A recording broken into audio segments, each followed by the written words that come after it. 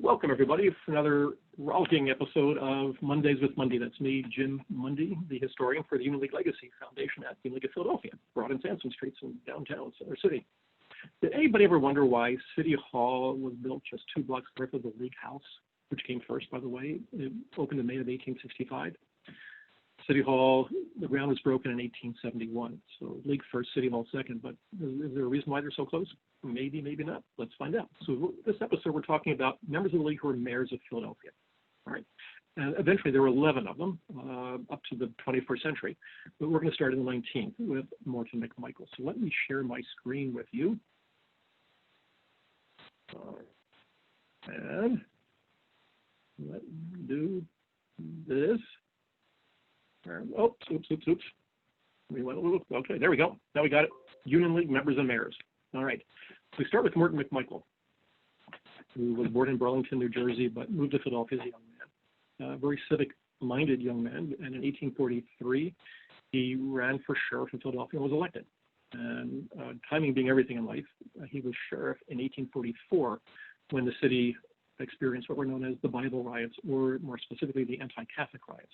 And for a few days in May of 1844, Catholic churches and homes were burned and destroyed, and there was bloodshed on the streets.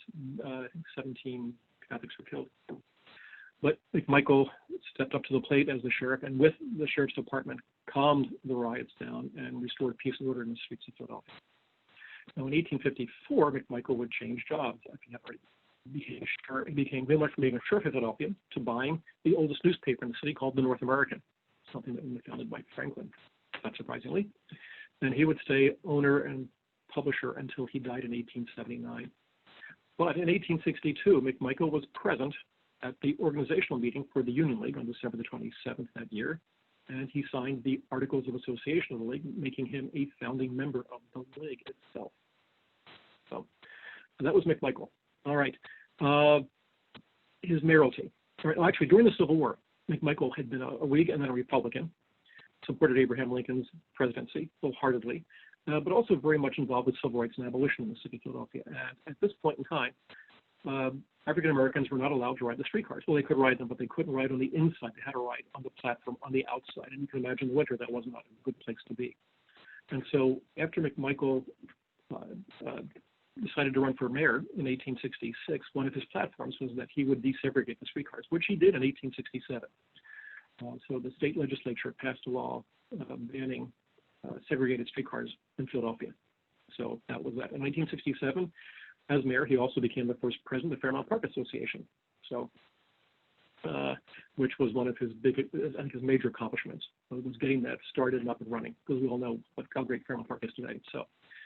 So McMichael, after he left the mayor's office in 1869, became president of the Union League in 1870 and served as president until 1874, and he would die 5 years later in 1879. So I think a good way to judge somebody's personality and character is to look at their graves and their gravestones specifically. So let's take a look at McMichael's. And this is McMichael's gravestone. You can see it's at Laurel Hill Cemetery on Ridge Avenue in East Falls. And a very plain, simple cross. Nothing fancy about it. And that's probably maybe plain and simple is the way to describe McMichael. All right, so let's move on. William S. Stokley is our next mayor.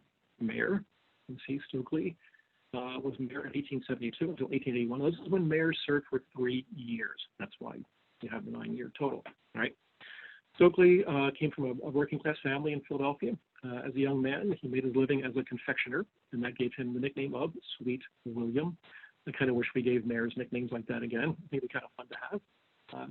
Stokley, though, was a very civic-minded man, much like McMichael, and he became an alderman and then a councilman and then mayor of Philadelphia in 1872. Now, this is important because at this point in time, during the previous mayoralty, which was Daniel Fox, who was a Democrat, the city's Republican machine, shall we call it, started to really take shape. The seeds were planted during McMichael's mayoralty, but they were watered and growing all this time. And by the time Stokley becomes mayor in 1872, there is a definite organized Republican political machine, right? And Stokley, being a machine guy, he was a Republican guy all the way, was still known, though, as a very, very good mayor, very good administrator. He ran on the platform of law and order. Philadelphia had lots of violence. It was always a very violent city in the 19th century. So one of the first things he did was that he abolished the volunteer fire department, because the volunteer firemen were some of the biggest instigators of all this mob of violence in the city. And he created the first municipal fire department for Philadelphia in 1872. He also strengthened and reorganized the police department at the same time. So, so the Stokley's biggest contribution to Philadelphia city history, though, was the selection of Center Square as the location for City Hall. Now, he was actually on City Council in 1871, chairing the committee, the site committee, and they had two options, Washington Square or Center Square. And through Stokley's manipulation, shall we say, Center Square was selected. And that is why it is just 2 blocks north of the Union League. All right, so they broke ground in 1871. The cornerstone was laid in 1874, so it was during Stokley's mayoralty that City Hall, as we know today, began to take shape. So, as you can see, though, so Stokley joined the Union League after he became mayor. Oops, I wrote 1972. That should be 1872. Mea culpa. All right, so let's take a look at Stokley's resting place, also at Laurel Hill Cemetery.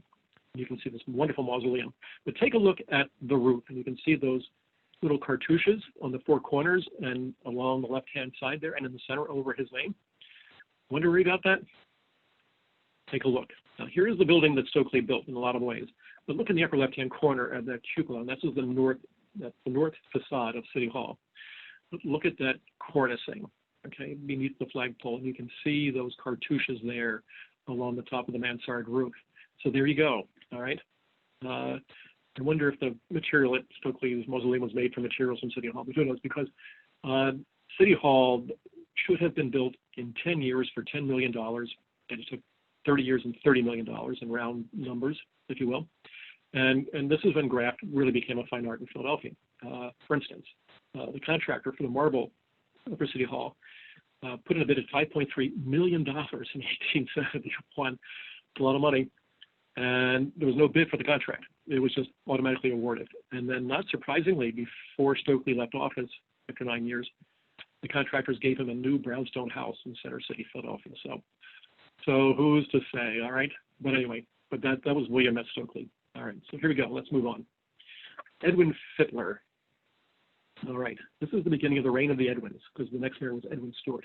So Fitler, again, young Philadelphian, went to work for the Philadelphia Cordage Works at the age of 23. Cordage is basically rope making and related products to ropes. And again, Philadelphia was a seaport and lots of ropes needed. And so you can imagine then how wealthy man Fitler became by the time he died.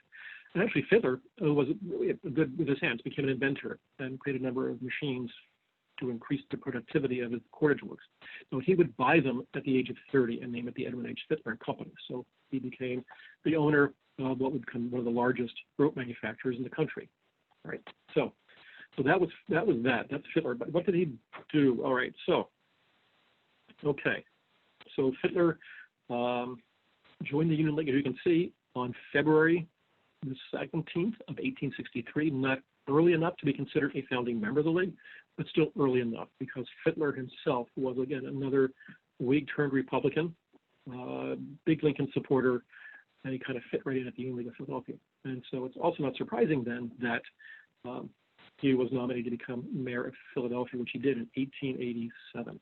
So now, we talked about graft a little bit. So the mayor before him, a fellow named Smith, was actually impeached, or they brought articles of impeachment against him in 1886 because Smith had his hand on the cookie jar, proverbially, and got caught. And so Fitler came in on a reform platform. Republicans had to clean up City Hall. And so Fitler was the man to do it, because he was that well respected in the city by all Philadelphia. And to the point where in 1888, while he was mayor of Philadelphia, the American presidential conventions took place that year because of the election. And at the Republican convention, he was nominated for president by the entire Philadelphia delegation, as well as others from Pennsylvania and around the country. He was that well thought of, both politically and managerially, I guess, if you will. So that was it. So obviously he declined because he never became president of the United States. That was Benjamin Harrison. So Fitler would become a president of the Union League as well in 1891 and served until 1892. So he would then die at his estate in the Torresdale neighborhood in 1896. And let's take a look at Fitler's resting place. And actually, first, this is the Cordage Works. They were in Bridesburg, as you can see, right? Again, pretty neat. You can see the Delaware River in the background because this is Bridesburg after all, and Bridesburg was one of the river wards. And then this is the Fitler plot, if you want to call it that, at Laurel Hill Cemetery. It is a circle, a big circle unto itself.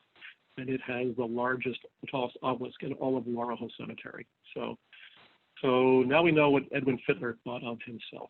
Interesting, isn't it? I'm sure he earned it, though. All right, so our fourth and last mayor is coming up. And this is Edwin Stewart.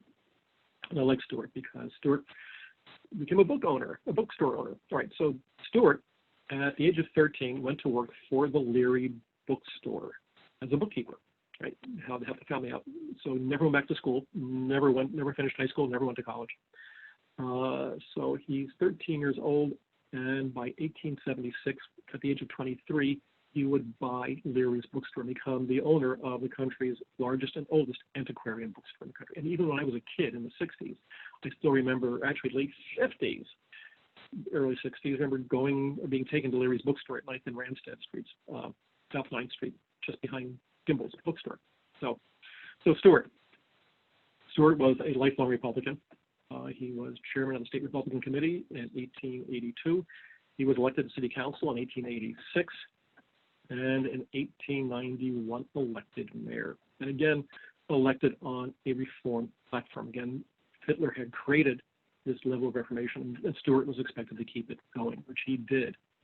And I mean, the very first thing he did as mayor, he discovered that the Philadelphia City Treasurer, a fellow named Bardsley, had his hand in the cookie jar as well and got caught. And so Stewart fired him, sued him, and then also had Bardsley sent to jail. So Stewart was serious about political reform in the city of Philadelphia, right? So that was the second half of the reign of the Edwins. So after leaving the mayoralty in 1895, Stewart would become, he's already a member of the League, actually the year he joined city council, actually. And Stewart became a member, became president of the Union League in 1906. But in 1907, he was elected governor of Pennsylvania. And until Ed Rendell, he was the only mayor of Philadelphia to serve as both mayor and governor of the city of Philadelphia and the state of Pennsylvania itself. So he resigned from the presidency of the Union League, served out his term as governor, and then in 1919, 1921, went back to being president of the Union League of Philadelphia. So, and Stewart had a wonderful house in South Broad Street. But let's take a look at Leary's bookstore, and this is what it would have looked like. So that's 9th Street in front of us and Randstad Street going off to the left. And even when I was a kid, I remember they had bookstores along the outside of the building, covered over by a tarp at that point. And this is the Stewart family plot at West Laurel Hill Cemetery, and that is Edwin Stewart's grave on the right-hand side, to the right of the urn. So that matches all the other ones in the family plot itself. Clearly, Stewart could have done something different, but didn't. So perhaps a little more humble man than our previous mayor, Edwin Fitler. So these are all good stories. They're all fascinating characters, and they were all members of the Union League. So I hope that was fun. So let me do this. Let me say thank you all for joining us again for what I hope was another fun episode of Mondays with Mundy. We'll try it again a week from now, right? And in the meantime, on behalf of the Union League Legacy Foundation, again, thanks for joining us. And everybody, we need to stay well, take care, and stay healthy, and stay safe. So see you in a week's time. Thanks very much.